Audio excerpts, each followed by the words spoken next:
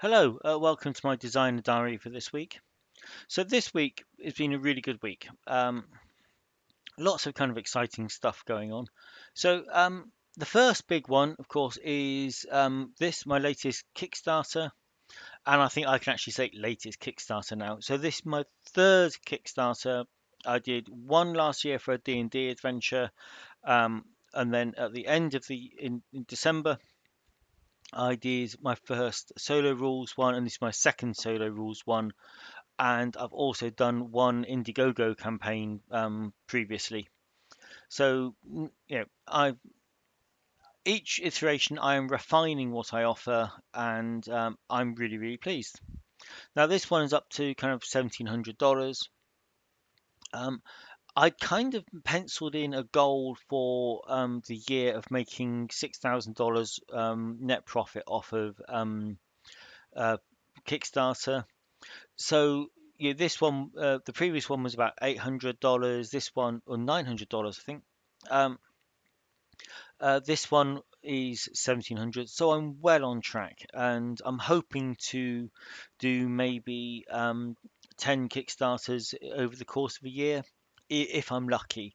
I would eventually like to be doing 12, but I would really need to be overlapping them then, and I can't. Uh, Overlap them until you got a proven track record according to Kickstarter's rules. So that was really cool. Now this went live on Tuesday, so I was just kind of setting stuff up, and just by chance I spotted in my spam folder a notification from the previous day saying that I had deal of the day. So this one Tuesday ending yesterday. And I discovered that with 18 seconds before it went live. But also, while I was writing the email to tell my followers that this Kickstarter was about to go live, because it also went live at the same time. So, by chance, I could tell people about the Kickstarter, sorry, about the deal of the day in the email for the Kickstarter that I was going to send anyway. So that was a lucky find. So that's deal of the day. Um, Now this has some interesting numbers in it. So selling 146 copies was cool. I was really pleased with that. Um, and I did heavily discount it. So it was selling for $2, I think, because it was discounted because it was in the current sale, and then the deal of the day discount applied on top of that.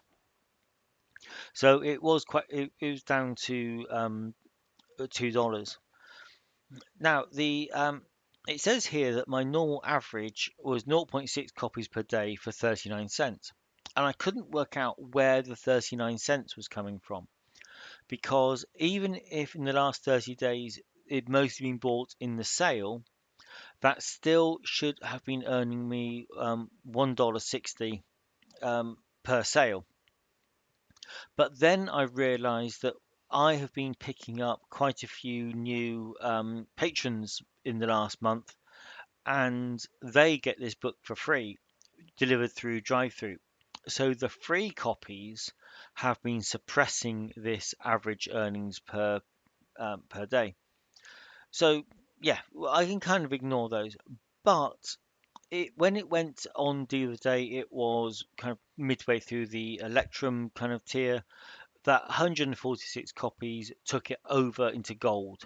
So I am now in gold, and this is I've sold quite a few since the deal of the day is ended. So it is ticking its way along, and yeah, it's on its way to platinum, but it's just got a long way to go. But I'm well into the 500 sold, so that I was really pleased with that. This is going, you know, probably better than expected. My previous uh, Kickstarter was for a very niche game, and it got, I think it was 67 backers. Um, so this is more than twice the number of backers, but it's a bigger title game. My plan was to look at my following month's titles pick the biggest brand title and make that the Kickstarter.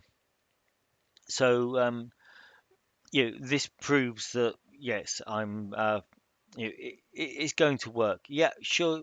I've missed out on a silver medal there because these sales won't count. But I'm making, they take about, I don't know, 10, 11%. So I'm still making far more per sale than I would be of if it had gone straight to drive through. And it's diversifying. About 50% of my backers are non-drive through people, maybe 40%. So this is reaching new people.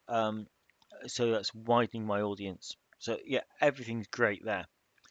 Um, the other thing that's going on is that you must have heard of kind of the whole OGL of debacle. There was the OGL 1.1, which was going to screw everyone over. Now they're talking about OGL 2. Um, and the problem with OGL 2 is it's not actually addressing lots of people's concerns. It's was the case of reserving the right to change anything at any time. So what you agree to is irrelevant because you don't know what you're agreeing to. Um, so that is still rumbling on. And what this does mean is that uh, there's still loads of OGL sales. So this one is an explicit sale.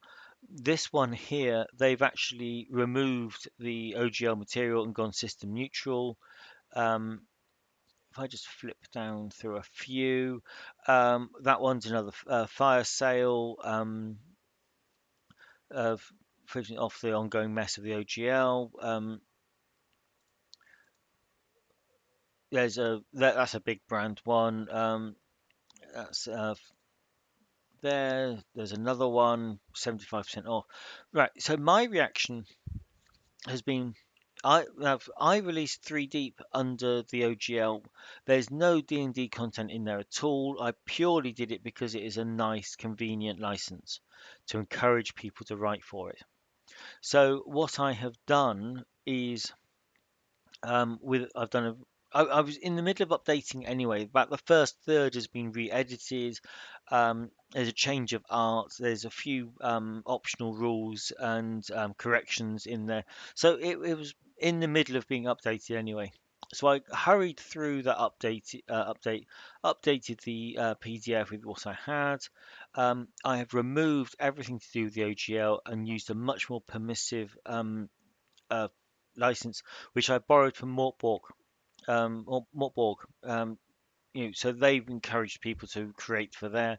I've updated this. I've updated the Wild West setting, and I've updated the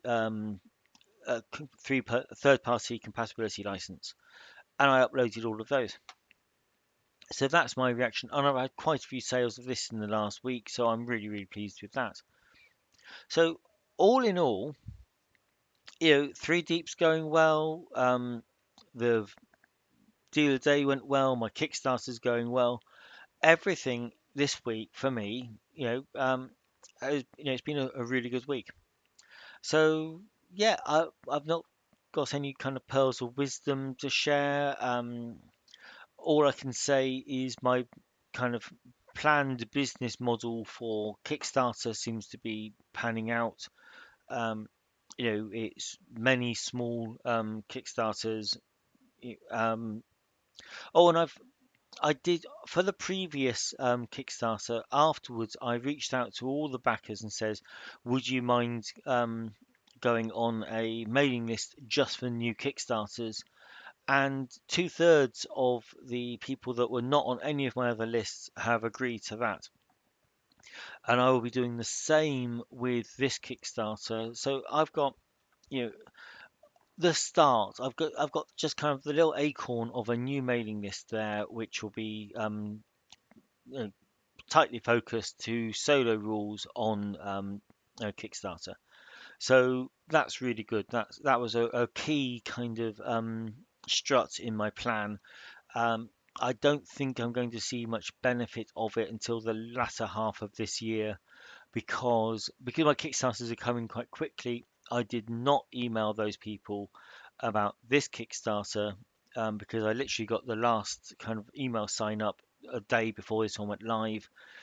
So I thought I would give them a month's grace, and then when I do February Kickstarter, which will be Zine Quest.